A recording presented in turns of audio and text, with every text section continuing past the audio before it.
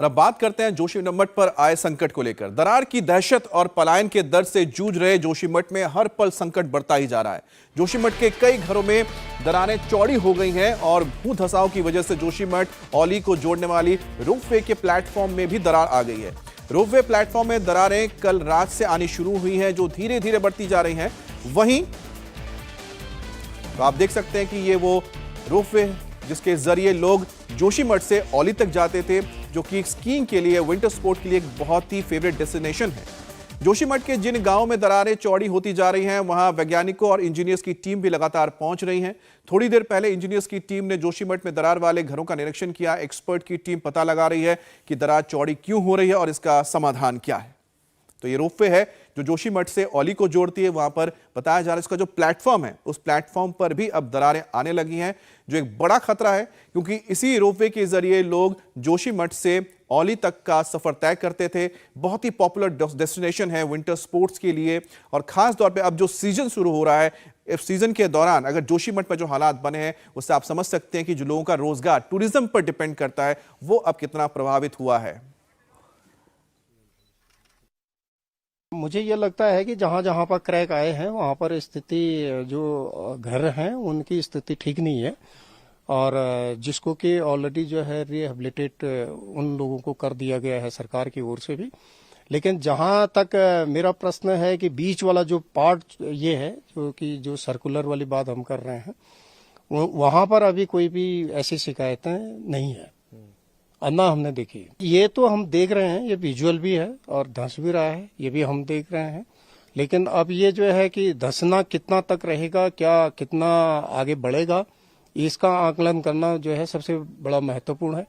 क्योंकि सबसे बड़ी चीज है कि धंसने के अलावा ये है कि इसको जो है कैसे पुनर्जीवित रखा जाए या यथा स्थिति में रखा जाए जोशीमठ को। ये जो है हम सभी के लिए जो है, सभी ऑर्गेनाइजेशन के लिए चैलेंज का विषय है। इस बीच जोशीमठ के 2 होटल्स को तोड़ने का काम जारी है। जोशीमठ के 2 होटलों पर आज तीसरे दिन भी एक्शन जारी है। बद्रीनाथ रोड पर बने दोनों होटलों को तोड़ने का काम तेजी से चल रहा है। अभी होटल मलारी इन और माउंट व्यू के ऊपरी मंजिल को धीरे धीरे तोड़ा जा रहा है। होटल गिरने से जमीन धंस ना जाए, इसलिए दोनों होटल्स को मैनुअली तोड़ा जा रहा है। विस्फोटक या फिर बुलडोजर का इस्तेमाल नहीं किया जा रहा है। मौके पर किसी भी तरह की अनहोनी से निपटने के लिए एसडीआरएफ और एनडीआरएफ की टीम के साथ भारी संख्या में पुलिस फोर्स भी मौजूद है। अब जोशीमठ से हम आपको पल पल का अपडेट दे रहे हैं। इस बीच इंडिया टीवी की टीम उस घर तक पहुंच चुकी है जहां से जोशीमठ के धंसने की शुरुआत हुई थी। जोशीमठ के सुनील गांव में 3 घरों में सबसे पहले दरार पड़ी थी। ये दरारें आज से 1 साल पहले सुनील गांव के 3 मकानों में नजर आई थी। उस वक्त स्थानीय लोगों ने प्रशासन से शिकायत की थी, लेकिन किसी ने इस पर ध्यान नहीं दिया। उस वक्त अगर ध्यान दिया गया होता तो आज हालात इतने खराब नहीं होते। सुनील गांव के इन घरों की दरारें चौड़ी हो रही हैं। लोग दरारों के बीच कपड़े लगाकर अब बचाने की से कोशिश कर रहे हैं।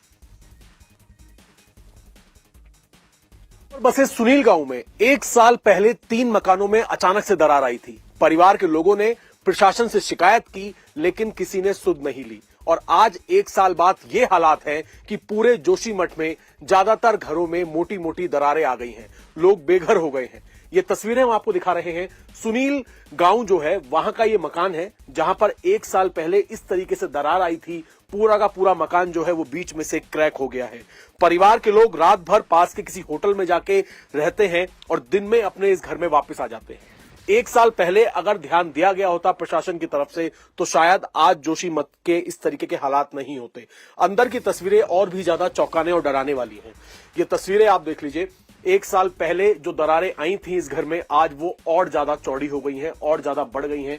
पूरा का पूरा ये जो आप दीवार देख रहे हैं पूरी अलग हो चुकी है। मोटी मोटी दरारें आ गई हैं। और 1 साल पहले सबसे पहले इसी घर के अंदर दरारें आई थी। जो घर के मालिक है, मालिकिन है, वो हमारे साथ मौजूद हैं। क्या नाम है आपका? जी, मेरा नाम अंजू सकलानी है। सबसे पहले कब दरार आई थी आपके मकान में? सर, हमारे घर में तो नवंबर 21 में आ गई थी दरार। 2021 से थोड़ा थोड़ा करके आने बैठ गई थी दरार। हमने शासन प्रशासन से हमने एसडीएम को वो दी, एप्लीकेशन दी, डीएम को दी, मुख्यमंत्री को भी हमने एप्लीकेशन दिया। यहाँ से बड़गांव जब आए थे वो, वहाँ गए हम ज्ञापन देने, पर हमारी किसी ने सुध नहीं ली। आज तक भी वो हमारी सुध अभी तक भी नहीं लेते। अगर ये बड़े बड़े होटल नहीं टूटते तो हम तो पता नहीं, जैसे बरसात में हम ज्यादा बारिश आती थी, डर के मारे हम बच्चों को लेके बाहर में खड़े होते थे। वैसे ही इस समय तो अब ठंडे में चाहे बाहर मरे चाहे अंदर मरे, ऐसे ही थे हम। वो देखो, आप खुद देख रहे कि कपड़े डाल रखे हमारे दरारों में, अंदर बाहर साफ दिखाई दे रहा। कैसे करके हमने मकान बनाई, अपने हाथों से ईंट तोड़ के, पत्थर तोड़ के वो ब्लॉक अपने हाथों से हमने बनाया। गिट्टी लाई इधर उधर से, वो रेता लाई, ऐसे करके दिहाड़ी मजदूरी। हमारी तो नौकरी भी नहीं है जो कि हम नौकरी के वो तनख्वाह आएगी हम देंगे। दिहाड़ी मजदूरी करके एक एक करके कैसे करके हमने बनाई वो तो हम ही जानते। एक साल से आपके घरों में दरार है और इस तरीके से आप देखिए, ये तस्वीर बहुत चौंकाने वाली है कि शासन प्रशासन कोई यहाँ पर नहीं आ रहा और कपड़ों से, इन कपड़ों को इन दरारों में भर के किसी तरीके से इस मकान को रोकने की ये लोग कोशिश कर रहे हैं। सामान अभी भी इसी घर के अंदर है, सोफे, बेड, सब कुछ इस घर के अंदर लगा हुआ है, लेकिन पूरी दीवारें हिली हुई हैं। कोई भरोसा नहीं कि ये मकान कब ढह जाए। पीछे की तरफ की आप दीवार देखिए, सब कुछ अलग हो रखा है। लेकिन परिवार के लोग जो हैं, उनका रोजगार सिर्फ जानवर, कृषि इनका रोजगार है और इनकी कोई सुध लेने वाला नहीं है। एक साल से आप इसी तरीके से यहाँ पर रह रहे हैं? हाँ सर, हम इसी तरह, हम तो 6 तारीख से हुए उधर शिफ्ट होटल में। जब बड़े बड़े होटल में दरारें आई, जब उनकी सुनी प्रशासन, हमारी तो कौन सुध लेता, हम तो यहीं मर जाते अगर ऐसे ही रहता तो। आज धीरे धीरे तो इतना आप देख ही रहे कितना चौड़ा हो गए हो। हमारे बरसात से हमारे वो नहीं लग रहे, कुंडे नहीं लग रहे, खुले ही हैं दरवाजे। देखिए, इस तरीके के हालात हैं। परिवार के लोग 1 साल से इस मकान के अंदर इंतजार कर रहे हैं कि इन्हें कहीं विस्थापित किया जाए। 1 साल पहले सुनील गांव के अंदर दरारें आई थी। इस घर के हमने आपको हालात दिखाए। एक नहीं बल्कि 3 ऐसे घर हैं जहां पर 1 साल पहले से दरारें आनी शुरू हो गई थी और अब वो दरारें और भी ज्यादा बढ़ गई हैं।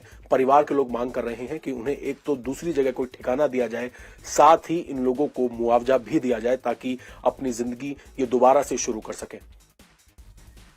और 1 साल पहले अगर प्रशासन ने सुन लिया होता तो वक्त रहते एक्शन ले लिया होता तो आज ये हालात नहीं होते। जोशीमठ के सुनील गांव से अभय पराशर की एक और रिपोर्ट दिखाते हैं। जोशीमठ में घरों में ये दरारें अचानक से नहीं आई, बल्कि ये सिलसिला 1 साल पहले शुरू हुआ था। इस वक्त इंडिया टीवी की टीम जोशीमठ से ऊपर ओली रोड पर सुनील गांव के अंदर मौजूद है। सुनील गांव वो गांव है जहां पर घरों में सबसे पहले 1 साल पहले दरारें आई थी। आप ये जो फर्श देख रहे हैं, जमीन देख रहे हैं, चारों तरफ यहां पर दरारें ही दरारें हैं और यहां पर ये 3 मकान हैं। तीनों ही मकानों में इस तरीके से बड़ी बड़ी दरारें यहां पर 1 साल पहले आई थी। परिवार के लोगों ने प्रशासन से कांटेक्ट किया था और अभी जब पूरे जोशीमठ में हालात बेहद भयावह हैं तो अब इन लोगों को दूसरे होटलों में शिफ्ट किया गया है। लेकिन ये लोग मुआवजे की मांग कर रहे हैं। इन तीनों घरों की मैं आपको एक बार अगर तस्वीरें दिखाने की कोशिश करूंगा तो इसी तरीके से दरारें यहां पर चारों तरफ फैली हुई हैं। एक मकान यहां पर है, यहां के ज्यादातर लोग सिर्फ कृषि करते हैं, कृषि पर ही उनका घर चलता है। और अंदर की तस्वीरें अगर मैं आपको दिखाऊं तो इस घर के अंदर 1 साल पहले दरारें आनी शुरू हुई थी और अब इस तरीके के हालात हैं। जिस तरीके से जोशीमठ में अब जो स्थिति है, ये दरारें और ज्यादा चौड़ी होती जा रही हैं। प्रशासन से परिवार के लोग ये मांग कर रहे हैं कि इन लोगों को कहीं और जगह दी जाए ताकि ये लोग अपनी जिंदगी दोबारा से शुरू कर सकें। लेकिन सोचिए, 1 साल पहले जब यहां पर दरारें आई थी, उस वक्त अगर ध्यान दिया जाता तो स्थिति शायद कुछ और हो सकती थी। परिवार के लोगों से हम बात करेंगे जो 1 साल से इन्हीं दरारों वाले मकानों में रहने को मजबूर हैं और अब जाकर उन्हें दूसरे होटलों में शिफ्ट किया गया है। क्या नाम है आपका? मेरा नाम सुनैना सकलानी है। मैं जोशीमठ के सुनील गांव वार्ड नंबर 7 में रहती हूँ। ये बताइए कि क्या काम करते हैं आप लोग और कब आपके घर में दरार आई थी? सर, हमारे यहाँ तो कृषि होती है, गाय और खेतों में काम किया जाता है। हमारे घर में 1 साल पहले ही दरार आ गई थी। मेरे पापा ने एप्लीकेशन दी थी, सब कुछ किया था। उस टाइम ध्यान नहीं दिया गया। उन्होंने कहा कि तुम्हारे घर की बुनियाद ठीक नहीं है, इसलिए ये सब हो रहा है। आज अगर बड़े बड़े उद्योगपति है जो वो मांडवी होटल है, अगर वो नहीं टूटता, उनका होटल टूटा, इसीलिए फिर वहाँ पे मीडिया आई और ये मामला उछला। फिर जाके हम लोगों के लिए हमें यहाँ पे रात को परसों 6 बजे शिफ्ट कर दिया गया पहाड़ी कैफे में। रात को एसडीएम मैम आई थी, जिस दिन मुख्यमंत्री जी आ रहे थे उसके अगले दिन फिर हम वहाँ पहाड़ी कैफे में रहने लगे। लेकिन दिन में हमें यहाँ पे आना पड़ रहा है क्योंकि यहाँ पे हमारा सामान ऐसे ही कमरों में पड़ा हुआ है, हमारी गायियाँ हैं, तो उनके लिए हमें यहाँ पर आना पड़ रहा है। आप लोग मांग क्या करना चाहते हैं प्रशासन से? 1 साल से आप दरारों वाले मकानों में रह रहे हैं, क्या चाहते हैं आप लोग? हम सरकार से बस इतना चाहता है कि हमें विस्थापन ना दे, हमें मुआवजा दे, फिर हम अपना विस्थापन खुद करते हैं, क्योंकि विस्थापन का हमें सरकार देगी, हमें विस्थापन की जरूरत नहीं है। पहले तो हमारे यहाँ इतनी जमीन वगैरह वगैरह, अगर कल को विस्थापन हमको देती भी है, अगर वहां भी ऐसी कंडीशन होगी तो सरकार तो यही बोलेगी ना, तुम्हें तो विस्थापन दिया था। यहाँ हमारी अपनी जमीन है, अपना घर है, तो यहाँ हम इस चीज के लिए लड़ सकते हैं। देखिए, बिल्कुल जो यहाँ के लोग हैं वो ये मांग कर रहे हैं कि इन्हें जल्द से जल्द मुआवजा दें ताकि ये लोग अपनी जिंदगी को दोबारा से शुरू कर सकें। तो लोगों की शिकायत है कि वक्त रहते अगर सरकार सुन लेती तो हालात बद से बदतर ना होते। जोशीमठ में सबसे ज्यादा खराब हालात मनोहर बाग इलाके के हैं। लोग अपनी जिंदगी भर की कमाई, भरी पूरी गृहस्थी छोड़कर जाने पर मजबूर हैं। हर आंख में आंसू हैं, बच्चों के भविष्य की चिंता है। जैसे जैसे घर की दरारें चौड़ी हो रही हैं, वैसे वैसे लोगों की उम्मीदें टूट रही हैं। हालात इतने खराब हैं कि लोग कंधे पर फ्रिज, गैस सिलेंडर और दूसरे जरूरी सामान लादकर पलायन करने को मजबूर हैं। जोशीमठ के मनोहर बाग में हमें दलबीर जी मिले। दलबीर जी पहले जहां पर रह रहे थे उस मकान में क्रैक आया, उसके बाद इन्होंने मनोहर बाग का ये जो पीछे का इलाका है इस कॉलोनी में यहां पर आकर रहने लगे। लेकिन क्योंकि जमीन लगातार खिसक रही है, खेत लगातार खिसक रहे हैं, इस वजह से यहां पर भी जो इन्होंने रहने की जगह यहां पर किसी तरीके से अरेंज की थी वहां पर भी क्रैक्स आ गए हैं। दलबीर जी, अपने बारे में बताइए, परिवार में कौन कौन है, क्या काम करते हैं? सर, मैं प्राइवेट कंपनी में काम करता हूं। जो मेरा यहाँ पे घर बना हुआ था वो भी क्रैकिंग आ चुका है। पीछे से सारे खेत धंस रहे हैं, पीछे के मकान टूट रहे हैं, मेरे सारे कमरों में दरारें आ चुकी है। अब मैं ऐसी स्थिति में आ गया हूँ कि मैं करूँ तो क्या करूँ। मेरा पूरा परिवार टेंशन में आ गया है, पत्नी टेंशन में आ गई है, मैं खुद ही टेंशन में इतना हूँ कि मैं करूँ तो क्या करूँ। ऐसी समस्या है कि मैंने अपने जीवन भर की पूरी पूंजी यहाँ पे लगाई। अब इस पूंजी को लगाने के बाद मेरी सिर्फ 6 साल की सर्विस है। अब मुझे अभी बच्ची लड़की है मेरी, पढ़ रही है, नर्सिंग कर रही है, मुझे उसको भी पढ़ाना है और लड़की की शादी भी करनी है, 2 लड़कों की शादी भी करनी है। अब इस मुकाम में मेरा दिमाग काम नहीं कर रहा। 90 साल की मेरी माता जी हैं, वो भी हर बार बीमारी रहती है, मुझे उनको भी देखना है। मेरा एक लड़का बड़ा वाला है, वो भी किसी वजह दिमाग की टेंशन में आकर के उसकी भी तबीयत खराब चल रही थी, उसकी भी दवाई चल रही है। तो मैं इस मुकाम में हूँ अभी कि मैं अकेला पड़ गया। कि मैं यही चाहता हूँ कि गवर्नमेंट अगर हमारी इस तरह से सहायता करे, किस तरह से मेरी भरपाई करे कि मैं इस टेंशन से मुक्त हो पाऊँ। मैं बहुत परेशान हो गया सर। थोड़ा आपकी तबीयत, आंसू आ रहे हैं और सर मैं इसमें परेशान हूँ। मैंने पूरी जिंदगी भर काम करके 32 साल तक बचपन से मैंने पढ़ाई लिखाई पूरी करने के बाद मैं काम पे लग गया, अपने माँ बापों का भी सहारा बनने लग गया था। पिताजी भी मेरा काम करते थे, उन्होंने भी पैसा जमा किया था। मैंने ये सोच के किया कि मैं जोशीमठ जैसे शहर में मकान बनाऊंगा, कुछ मुझे किराया मिलेगा तो मेरी अच्छी तरह से भरपाई हो जाएगी, मेरे बच्चों का फ्यूचर बन जाएगा। लेकिन अभी पूरा चौपट हो गया, मैं इस मुकाम पे पहुंच गया हूँ। बहुत स्थिति खराब हुई। हिम्मत रखिए, जो परेशानियां हैं हिम्मत रखनी पड़ेगी आपको, परिवार को संभालना है, हिम्मत रखिए। मैं सर पूरे 1 हफ्ते से हम पूरा एक टाइम में मुझे भूख लग रही है, वो भी कभी भूख लगी तो मैं जैसे कैसे कुछ भी खा करके जीने के लिए खा रहा हूँ कि कैसे मुझे भी जीना है। मैं अभी इसलिए अकेले में हूँ यहाँ पे, मैं इसलिए मैं आपके सामने अपनी विपदा बता रहा हूँ। बच्चों के सामने ये सब मैं नहीं कर रहा हूँ। अगर मैं ही ऐसा करने लग जाऊँगा तो मेरे पीछे बच्चे भी बहुत हताश हो जाएंगे। इसलिए मेरे सामने सर बहुत गंभीर समस्या आ चुकी है। मैं बहुत परेशान हूँ, बहुत टेंशन बता। मैं पूरी रात मुझे नींद नहीं आती, मैं एकदम सोचता ही रहता हूँ। कल मुझे बस 2 घंटे थोड़ा नींद आई अचानक, पूरे दिन में परेशान था। मेरी पत्नी भी परेशान है, बच्चे भी परेशान हैं और ऐसी स्थिति सर मेरे सामने आ गई है। स्थिति किस तरीके की है वो हम आपको लगातार दिखा रहे हैं। पूरा परिवार इनका बिखर गया है और कितनी परेशानी है वो इनकी बातों से ही आप अंदाजा लगा सकते हैं। इसीलिए सब उम्मीद कर रहे हैं कि जो जोशीमठ में संकट आया है वो जल्द दूर हो। ईश्वर से भी प्रार्थना कर रहे हैं और सरकार से भी लोग मांग कर रहे हैं कि इनकी मदद की जाए।